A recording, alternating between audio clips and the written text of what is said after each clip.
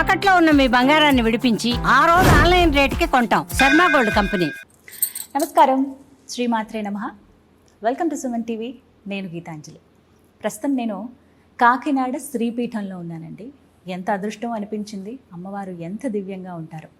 పరిచయం అవసరం లేదు. ప్రత్యేకించి ఇవాళ మనం మాట్లాడబోతున్నాము పీఠాధిపతులు, శ్రీపీఠం వ్యవస్థాపకులు, ప్రముఖ ఆధ్యాత్మికవేత్త. గత 35 సంవత్సరాలుగా ఎన్నో ఆధ్యాత్మిక, ధార్మిక, సేవా కార్యక్రమాలతో మనందరికీ ఎంతో సుపరిచితులు వారే శ్రీ శ్రీ శ్రీ పరిపూర్ణానంద స్వామీజీ.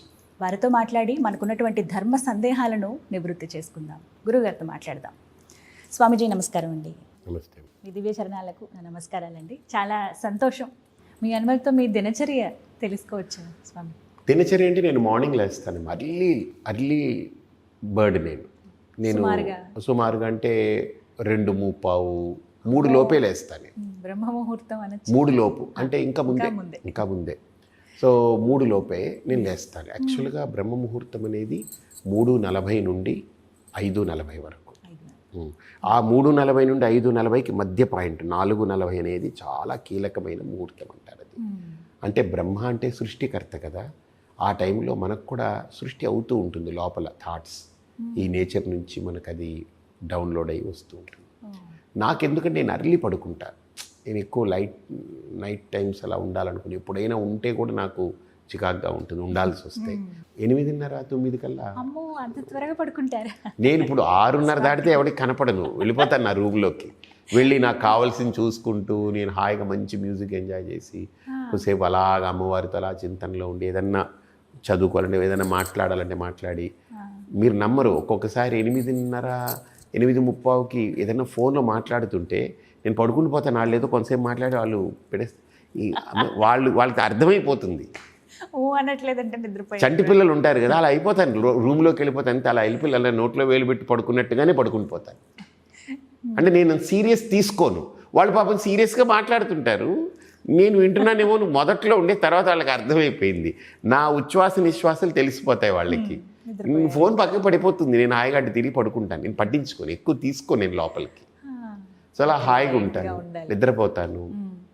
అంటే మనిషి ఎంత తేలిగ్గా ఉండగలిగితే లోపల అన్ని జబ్బులకి దూరంగా ఉంటాడు. పావుతక్కుముడికి లేస్తారు. ఒక్కోసారి పావుతక్కుముడు, ఒక్కోసారి 3:30 అలా స్వింగ్స్ అనమాట. లేచి సూర్యోదయం దాకా ఉండి సూర్యోదయం దాకా అన్నీ రాసుకుని చేసి తర్వాత హాట్ వాటర్ థెరపీ చేస్తాను కొద్దిగా. తర్వాత నాది ఆయుర్వేదిక్ టీ ఉంటుంది, అది తీసుకుంటాను. అయిన తర్వాత కొంతసేపు మళ్ళీ రిలాక్స్ అవుతాను. కొద్దిగా వాకింగ్, యోగా. గోశాలకు కూడా వెళ్ళొచ్చేస్తాను సూర్యోదయం లోపు. అలాగ ఉంటుంది. వచ్చేసి గోవులన్నిటినీ చూసుకుని వచ్చేస్తాను. మళ్ళీ పబ్లిక్ అంతా వచ్చేలోపు మళ్ళీ వచ్చి నా గూట్లోకి వచ్చేస్తాను. లేకపోతే వాళ్ళు వచ్చారంటే మాట్లాడాలి. ఉదయాన్నే అంత మాట్లాడడం, అలాగా ఇంటరాక్ట్ అవ్వడం పెద్ద ఇష్టం ఉండదు నాకు. సో హాయిగా వచ్చేస్తాను, నా గూట్లోకి వచ్చేస్తాను, కూర్చుంటాను, కొంతసేపు రిలాక్స్ అవుతాను. తర్వాత మళ్ళీ లేచి మళ్ళీ నార్మల్గా స్నానము, ఇది జపము అన్నీ చేసి వేదం వింటూ ఉంటాను. పిల్లలు అక్కడ చదువుతుంటారు కదా, అన్నీ వింటుంటాను. వాళ్ళు కరెక్ట్గా ఉన్నారా లేదో చూసుకుంటుంటాను పైనుంచి. అక్కడ టెంపుల్కి వెళ్తాను, దర్శనం చేసుకుంటాను, వస్తాను. తర్వాత వంట చేస్తాను, పెడతాను. ఎవరన్నా కలవాలి అని అంటే 10 గంటలకి అలా టైం పెడతాను. 10 to 10:30 అంటే హాఫ్ అన్ అవర్ ముందుకు వచ్చారు మనం పంపించేస్తాను. Then again I will come back. నా కార్యక్రమాలు, నా వర్క్స్ అన్నీ చూసుకుంటాను. R&D ఉంటే R&D చేస్తాను. నేను ఇప్పటికీ బాగా ఎక్కువ టైం స్పెండ్ చేస్తాను. అంటే అటు వేదాంత పరంగా కానీ, అటు ప్రోడక్ట్ మీద కానీ. ఏదన్నా ఒక మంచి ప్రోడక్ట్ ఇవ్వాలి. ఇప్పుడు ఒక 5-6 ప్రోడక్ట్స్ మీకు చేస్తున్నారు, చాలా అద్భుతమైంది. అలా చేసినవే గౌదర్బార్లో వచ్చిన ప్రోడక్ట్స్ అన్నీ కూడా. అలా బ్రాహ్మీ ముహూర్తంలో కూర్చుంటా, ఒకసారి వర్క్ చేస్తాను. అలా చేసుకుంటా. అండ్ ప్రోగ్రామ్స్ ఉంటాయి ఇక్కడ, అవన్నీ డిజైన్ చేసుకుంటాను. పూర్తిగా అన్నీ మీరే చూస్తాను, మించి చూసుకుంటుంటాను. అంటే మనం చూస్తే మన టచ్ ఉంటే దానికి ఒక వాల్యూ ఉంటుంది కదా. ఎవరి మీదనో పడేయడం ఎందుకు, టైం ఉంది. పాప ఎవరి మీదనో పడేయాలంటే వాళ్ళందరినీ నేను వాళ్ళ టైం స్పెండ్ చేయించాల్సిందే కదా. దానికంటే నేనున్నాను కదా. ఇక అలా సాయంత్రం అయిపోతుంది. 6:30కి గూట్లోకి వెళ్ళిపోతాను. పక్షులు నాకు బాగా నమ్మకం. అవి చూడండి, సాయంత్రం సంధ్య దాటిన తర్వాత ఎక్కువ తిరగవు. అవి మనకు సంకేతాలు. మనిషికి జబ్బులకు కారణం నైట్ లైఫ్. బాగా రాత్రులు శరీరాన్ని బాగా మేలుకోబెట్టి అవయవాలన్నింటినీ ఇబ్బంది పెట్టడం, పగలంతా పడుకోవడం. ఈ నైట్ లైఫ్ వల్లనే మనిషికి జబ్బులు 90% జబ్బులు. జంతువులకి 90% జబ్బులు ఉండవు వాటికి. కారణం ఏంటంటే అవి ప్రకృతితో మమేకమై ఉంటాయి. కలిసిపోయి బతుకుతాయి. అంటే నేను మీరు అవన్నీ కనిపెట్టగలిగాను బాగా చూస్తుంటే. ఇవి కూడా రీసెర్చ్లో భాగం. చాలా. ఇప్పుడు హెల్త్ మీద నేను ఒక 7 పొడులు తీసుకొస్తున్నా, 7 రకాల టీలు తీసుకొస్తున్నా. టీ అంటే చాయ్ పత్తి లేకుండా హెర్బల్ది రోజుకి అంటే సోమవారం టీ, మంగళవారం టీ, బుధవారం టీ అని పెడుతున్నా. అలానే సోమవారం పొడి, మంగళవారం పొడి, అది అన్నంలో మన ఆవు నెయ్యి వేసుకుని ఆ పొడి తింటే నా టార్గెట్ ఏంటంటే మనకు బ్రెయిన్ కదా, lungs, heart, liver, kidneys, intestine, ఈ 6 మనకు చాలా ప్రధానమైనవి. ఈ 6 బాగుంటే మనిషికి 90% ఆరోగ్యంగా ఉంటాడు. ఈ 6 ఎయిల్మెంట్స్ అనేవి బాగా డిస్టర్బెన్సెస్ అనేవి వస్తుంటాయి. ఈ 6 బేస్ మెయిన్. ఈ 6 ముందు మనం ఒక న్యూట్రల్గా ఉంచాలి అంటే ఏం చేయాలని, మనకు ఆకులు, కొన్ని మూలికలు, వాటితోటి పొడి తయారు చేస్తుంది. టేస్టీగా ఉండాలి, బట్ అది ఆ పార్ట్ని కరెక్ట్గా యాక్టివేట్ చేయాలి. అదొక మెడిసినల్గా వెళ్ళాలి. అందుకని అన్నంలో 2 ముద్దల అన్నంలో ఈ పొడి, సోమవారం పొడి అనుకోండి, సోమవారం నాడు ఆ పొడి వేసుకుంటాం. నెయ్యి అంటే అలా పెడితేనంటే వాళ్ళకి డేట్ గుర్తుంటుంది కదా, మండే అని చూసుకుని ఆ పొడి వాడతారు. అలానే టీ ఉందనుకోండి, మండే టీ, ఆ టీ మండే ఉదయం, మధ్యాహ్నం, సాయంత్రం, నైట్ 4 సార్లు తీసుకుంటే చాలు. అది మొత్తం ప్యూరిఫై చేస్తుంది. చాలా ఆ సోమవారం తీసుకున్న పొడికి ఇది కౌంటరాక్ట్ అనమాట, మంచిగా చేస్తుంది. అలా రీసెర్చ్ చేస్తున్నా. చాలా మంచి ఆలోచన. అది వర్క్ చేస్తున్నా. అది అయితే మాత్రం చాలా బాగుంటుందని నా అభిప్రాయం. ఎవరైనా తీసుకోవచ్చండి, పిల్లలు, పెద్దలు, ఎవరికైనా. నా సంకల్పం ఏంటంటే, మనం పుట్టినప్పుడు ఈ నేచరు మనకు ఒక బాడీ ఇచ్చింది కదా, అన్నీ ఫ్రెష్గా ఇచ్చింది. హార్టు, లివరు, లంగ్స్, కిడ్నీలు అన్నీ మంచి ఫ్రెష్ది, సుకుమారంగా శుతిమెత్తనిది మంచిది ఇచ్చింది కదా. నా కోరిక ఏంటంటే, మనం ప్రాణం విడిచి వెళ్ళిపోయేటప్పుడు అది 50, 40, 60, 70, 80 కావచ్చు, అంతే ప్యూర్గా మళ్ళీ నేచర్కి అప్పచెప్పి పోవాలి. మీకు అర్థమైందా? ఇప్పుడు మీరు నా దగ్గరకు వచ్చారు, నేను ఒక గిఫ్ట్ ఇచ్చాను మీకు. నేను ఎప్పుడైనా మీ ఇంటికి వచ్చినప్పుడు చూస్తే ఆ గిఫ్ట్ని చెత్త పట్టేసి, దుమ్ము పట్టి, దాన్ని ఎక్కడో మూలన పడేసి, దాన్ని కొద్దిగా ఇరిగిపోయి, దాన్ని అలా చేసి అలా ఉంది అనుకోండి, నేను చూస్తే నాకు ఎలా అనిపిస్తుంది అంటే, మీరు నేను ఎంతో అభిమానంగా ఇచ్చిన బహుమానాన్ని మీరు గౌరవించలేదు అనేది నాకు అనిపిస్తుంది. చివుక్కుమంటుంది కదా. ఒక చిన్న బొమ్మకో ఒక వస్తువుకో అలా ఉంటే, ఈ నేచర్ ఇంత అద్భుతమైన శరీరాన్ని, ఇన్ని అవయవాల్ని, ఇంత శక్తితో కూడుకున్నటువంటి ఇంత పెద్ద పరికరాన్ని మనకు అప్పచెప్పినప్పుడు, మనకి ఇచ్చినప్పుడు, మనం దీన్ని అగౌరవపరిచి, దీన్ని అవమానపరిచి, దీన్ని ఇష్టం వచ్చినట్టు చండాలం చేసి, గబ్బు పట్టించి, భ్రష్టు పట్టించి, మళ్ళీ తీసుకెళ్ళి ఆ నేచర్లో నాకు ప్రాణం పోతుంది, ఎంత ఎదవ బతుకని చెప్పి తిట్టుకుని మనం దాన్ని పడేసేస్తే, చండాలం చేసి పడేస్తే అదేమన్నా గౌరవం అంటారా? కాదు కదా.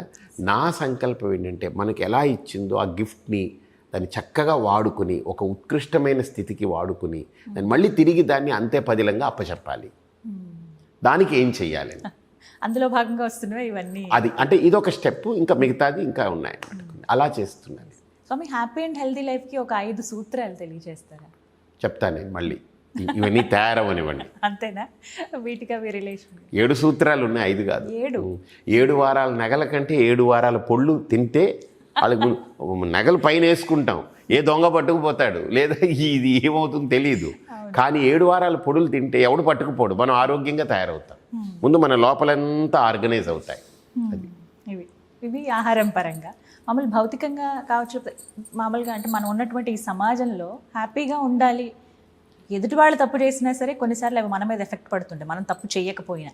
అవన్నీ కాకుండా మనం హ్యాపీ అండ్ హెల్తీ ఈ సమాజంలో మన హెల్త్, మన హ్యాపీనెస్ని పాడు చేసుకునేది ఎవరంటే, ఎవరికి వాళ్ళే వాళ్ళ హ్యాపీనెస్ని, వాళ్ళ హెల్త్ని, వాళ్ళ హార్మోనీని పాడు చేసుకుంటున్నారు. దీనికి 2 కారణాలు. 2C అని చెప్తాను ఇప్పుడు. 2C. ఒక C ఏమో కంపారిజన్, రెండో C ఏమో competition. Unhealthy comparison, unhealthy competition. Compare చేసుకుంటాము, వాళ్ళకి ఇలా ఉంది నాకు ఎందుకు లేదు, నాకు ఇలా ఉంటే బాగుంటుంది అనుకుంటాము. ఇంకా కాంపిటీషన్, ఇంకా అక్కడి నుంచి కాంపిటీషన్ మొదలవుతుంది. లేనిపోని కాంపిటీషన్. అదే కావాలి, అలాగే కావాలి ఉండాలని. అంటే ఈ లోపల ఆ ఆబ మనిషిని తినేస్తూ ఉంటుంది. సో కాబట్టి కంపారిజన్, కాంపిటీషన్, ఈ రెండిటికి మనం ఏం చెయ్యాలి? కాన్సన్ట్రేషన్ పెంచుకోవాలి అమ్మవారి మీద. ఆశీ కావాలి మనకు. ఎటైనా అమ్మవారే సమాధానం అంతే. అమ్మని పట్టుకుంటే అన్నీ జరుగుతాయమ్మా. అది తెలియక దాన్ని ఏదో పట్టుకుంటున్నాడు. కానీ ఇక్కడే పెద్ద సందేహం స్వామి, మీలాంటి సాధన ఒక్క ఎగ్జాంపుల్ చెప్తాను. చెప్పండి. ఒక ఆయన ఇంట్లో కుక్క ఉంది, ఒక గెస్ట్ వస్తున్నాడు, చాలా తెలివిగలవాడు, ఆయనకి చాలా కావలసిన వ్యక్తి ఆ ఇంట్లో వాడు. ఈయన వెళ్ళిపోతున్నాడు. ఇప్పుడు అక్కడ కుక్క ఉందనుకోండి, ఈయన ఏం చేస్తాడు? బయట బోర్డు పెట్టారు, కుక్క ఉంది జాగ్రత్త అని ఒక బోర్డు హెచ్చరిక పెట్టారనమాట. వాడు నా ఇంట్లో వాడు, నాకు కావాల్సిన వాడు, వాడి దగ్గరికి నేను వెళ్తే నీ కుక్క ఏం చేస్తుంది? తలుపు తీసుకుని వెళ్ళాడు అనుకోండి, దానికి ఏం తెలియదు, పట్టి పీకి రెక్కి అవతల పాడేసి చంపి పాడేస్తుంది, పీక కూడా కోసేయచ్చు. అదే ఇతను ఏం చేయాలి? ఇతను బయట నిలబడి ఫోన్ కొట్టి నువ్వు బయటికి రారా అని చెప్తే వాడు వచ్చాడనుకోండి, ఆ కుక్క ఏమన్నా ఊపిరి కూడా వదలదు. అది వాడు ఏం చెప్తే అది ఉండే గో సెట్ అంటే అక్కడికి వెళ్ళి కూర్చుంటుంది. వీడు హాయిగా దర్జాగా నడుచుకుని వెళ్తాడు. అంటే ఈ సమాజంలో కూడా, ఈ లోకంలో మనం బతికేటప్పుడు ఈ వస్తువులు, ఈ వ్యక్తులు, ఈ మనుషులు, ఈ పరిసరాలు, సందర్భాలన్నీ ఏంటంటే అది అమ్మవారి యొక్క అనుగ్రహంతోనే ఉన్నాయి. అవన్నీ మనం కూడా మనం అమ్మని వెంట పట్టుకుని వెళితే అవేవి మనల్ని ఏం చెయ్యవు. ఇప్పుడు మీకు అర్థమైంది ఎగ్జాంపుల్. అమ్మ అక్కర్లేదు, ఇదంతా నా కంట్రోల్, నా డబ్బు, నా పదవి, నాకే అన్నీ ఉంది, నాకు తెలివితేటలు ఉన్నాయి అనుకుని దిగామంటే అది పాకం పెట్టి మొత్తం ఎక్కడ చీరేయాలో అక్కడ చీరి పడేస్తాం, లేకుండా చేస్తాం. అందుకని అమ్మని వెంట అమ్మని పట్టుకుంటే చాలు, ఇంకా అది ఈ సృష్టిలో హాయిగా తిరిగేయచ్చు.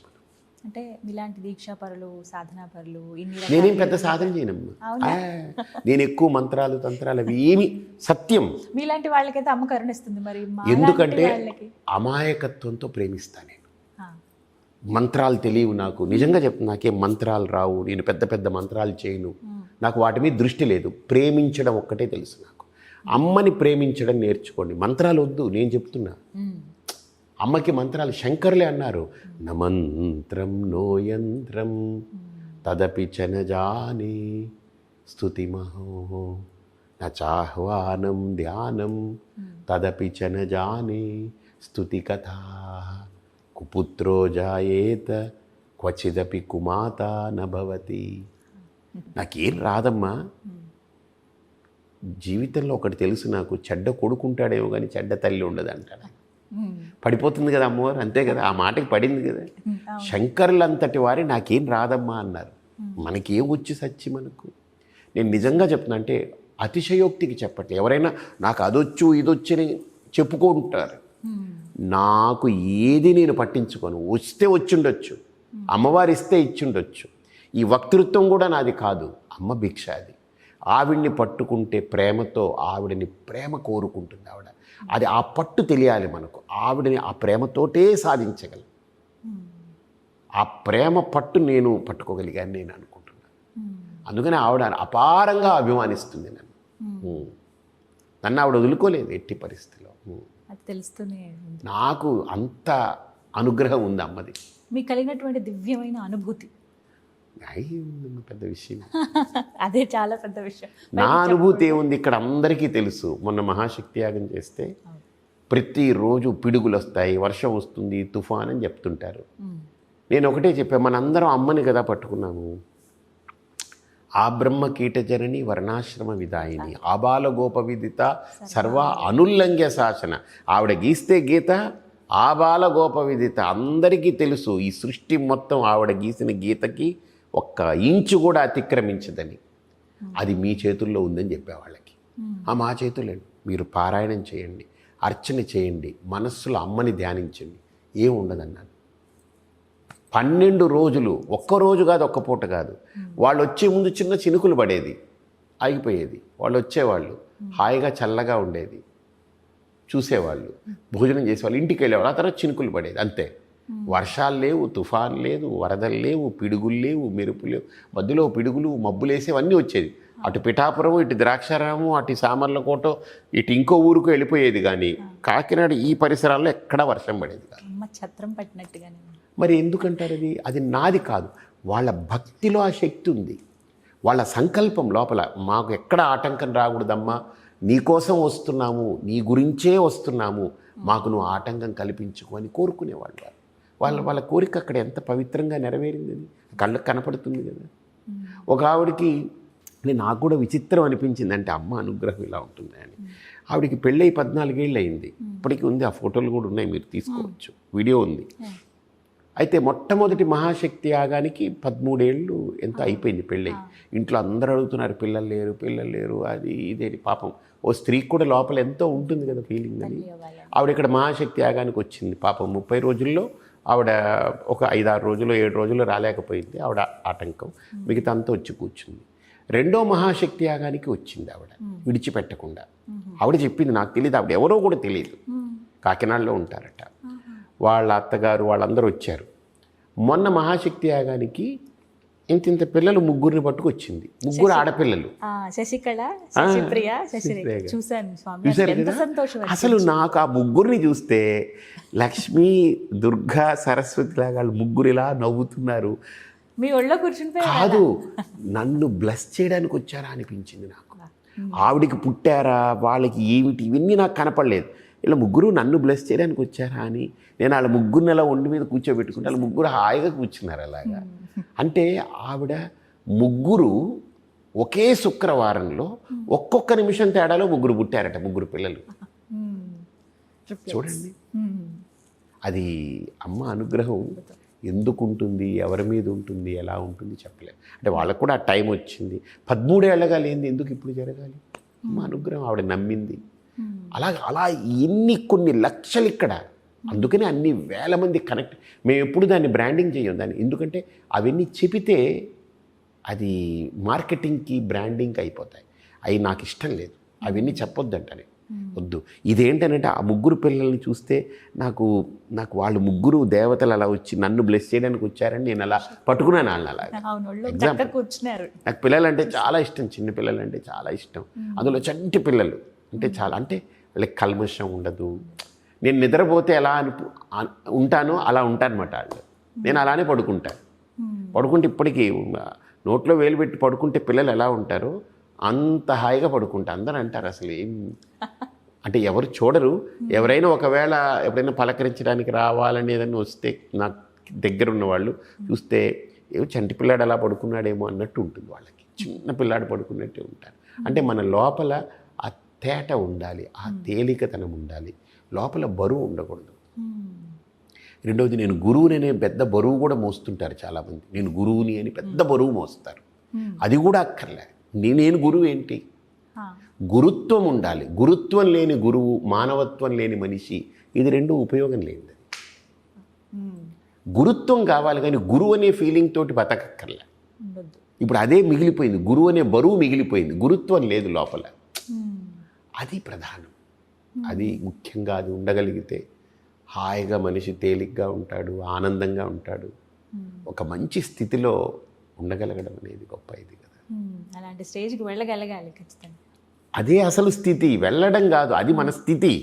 దాన్ని వదిలేసి ఎక్కడికో పోతున్నాం మనం. ఇప్పుడు ఆవు మేయడానికి ఎక్కడికో వెళ్తుంది, కానీ ఇంటికి రాత్రి అయితే వచ్చేస్తుంది కదా సాయంత్రం అయితే. మనం రాలేకపోతున్నాం. మనం ఊరంతా తిరిగి అదే మంది నిజం అనుకుని అక్కడ తిరుగుతూ అందులోనే గాయమైపోతున్నాం.